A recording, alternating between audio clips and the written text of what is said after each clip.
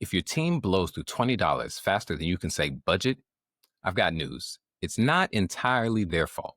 As a financial coach and a parent, I've seen over and over that teens mostly aren't taught how to manage money. They're just expected to figure it out on their own.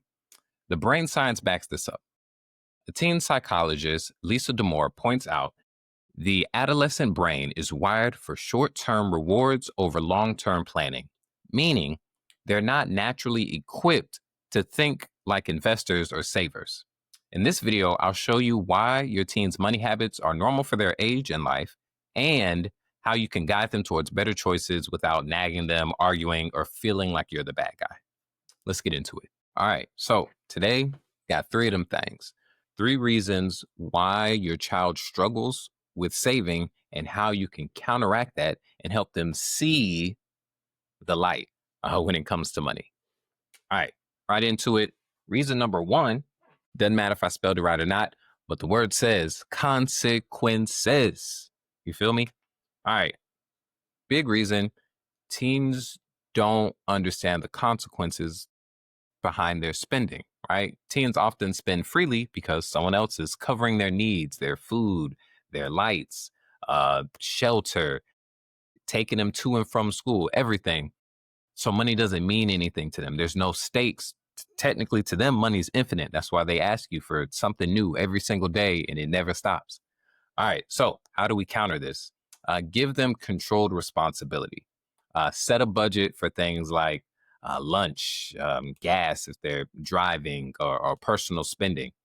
Let them see what the trade offs are from spending their money, right? So you can set this up. Let's say you're a parent that gives your child allowance. So say you give them $25 a week. All right. Instead of giving them $25 a week and just watching them blow it all and ask for more money, how about boom?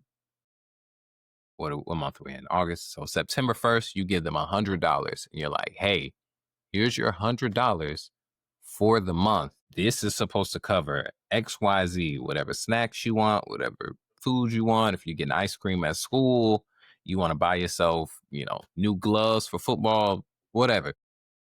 You have $100. When you finish that $100, that's on you. Let them feel the consequences of spending their money unwisely or quickly. And now they have to go through the rest of the month without any money. Right? Give them just a little hint on what it's like to be an adult. All right, cool. Reason number two, emotional damage, right?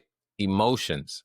All right. So the reason your teen also is not good at saving money is because they're in a very emotional stage of their life and all their purchases are based off of either boredom, excitement, or stress, right? I'm pretty sure you can link just about everything in food.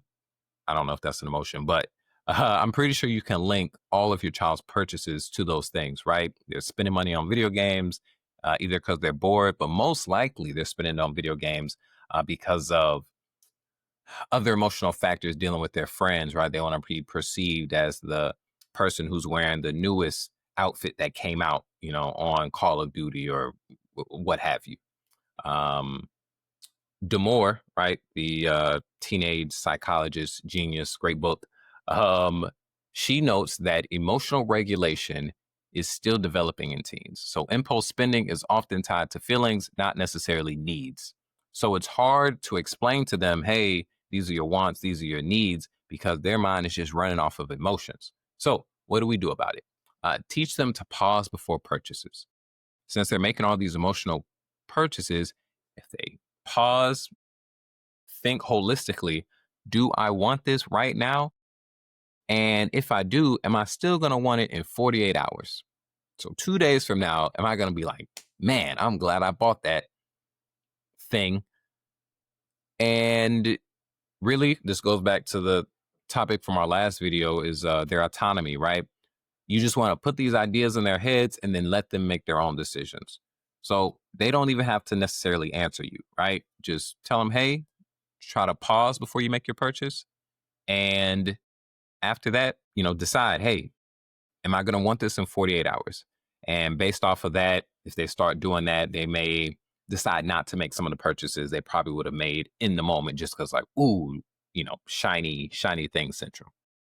All right. Now, reason number three, right? So we got consequences is number one. You got to make them feel like they're losing something when they spend, because right now money's infinite to them because it's your money. And then emotions, they're emotional spenders. They don't really have needs because you fulfill all their needs. So everything is just, I'm bored. I'm going to buy this. Or, ooh, that's exciting. I'm going to buy this, or whatever other teenage emotions. Number three, effort. All right. It's maybe one of my favorites, maybe because I'm working with a son. I don't know how well I'm going to do when my daughter gets to that age, but we'll cross that bridge when we get to it. Effort. So, a reason that your teen is not good at saving is because the money that they received is not linked to any effort.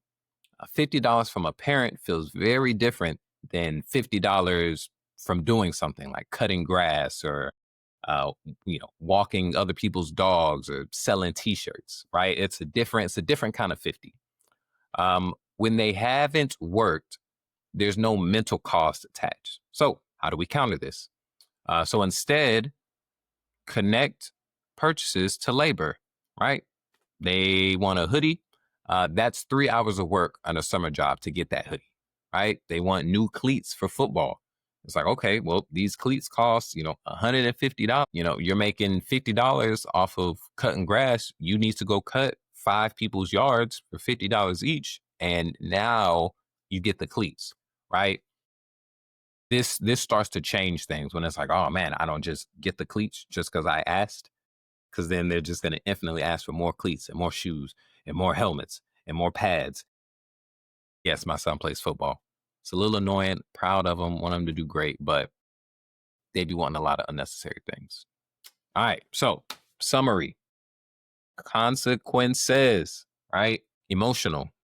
They do stuff based off of emotion. You got to make them feel consequences. When you buy something, you're effectively losing something else. In my situation, the reason I like saving is the consequence is the more I spend, the less I can invest.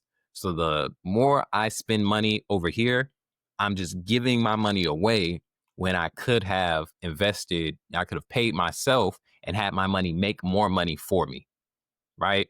Because maybe today, maybe the stock market granted me, I don't know, $500. That's cool. But maybe instead of making this large purchase, I go invest more money. Now, tomorrow, the stock market is going to make me $600, right? And then that adds up if it happens every day. So that's just a thought. And effort. Highly, highly, if they're a teenager, they can do something, right? They're capable. You need to start putting them into a position to where they can do things to earn money so that they can start equating their effort or the value that they're bringing to someone else with money. So that's pretty much it. What negatively could happen if you let them coast through adolescence without learning money's value, they'll hit adulthood with a full paycheck and have no idea where it went. At Mammoth Money Academy, we teach parents step by step how to guide their teens into becoming confident, responsible moneymakers without the stress of constant reminders. So, if you're interested in that, click the link. Love talking about this stuff and helping parents get better with their money and teaching their kids how to be great with their money. Darius Lester, signing off.